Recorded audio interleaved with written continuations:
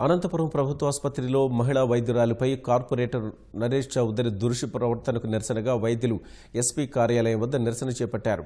తీవ్రమైన జ్వరంతో ఓ రోగి బుధవారం ఆసుపత్రికి రాగా విధుల్లో ఉన్న వైద్యురాలు మల్లీశ్వరి పరిశీలించి రోగి పరిస్థితి విషమంగా ఉండడంతో కర్నూలుకు తరలించాలని బంధువులకు సూచించారు.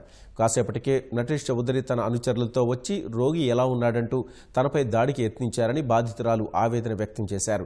కార్పొరేటర్పై చర్యలు తీసుకోవాలని వారు డిమాండ్ చేశారు.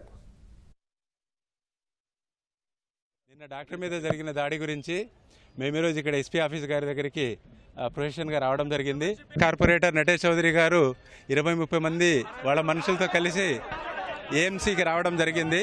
వాళ్ళ పేషెంట్ పరామర్శకు వచ్చి ఆ పేషెంట్కు రిలేటివో కాదో తెలియకపోయినా కూడా ఆ విధిలో ఉన్న డ్యూటీ డాక్టర్ మల్లేశ్వరి గారిని విధి విధాలుగా దుర్భాషలాడి వాళ్ళ మనుషులు ఒకరు చేపట్టి లాగడమంతా చేశారు. కార్పొరేటర్ అంటూ ఒకతను, ఆయనకు సపోర్టర్స్ అంటూ ఒక 20 నుండి 30 మంది వరకు వచ్చారు.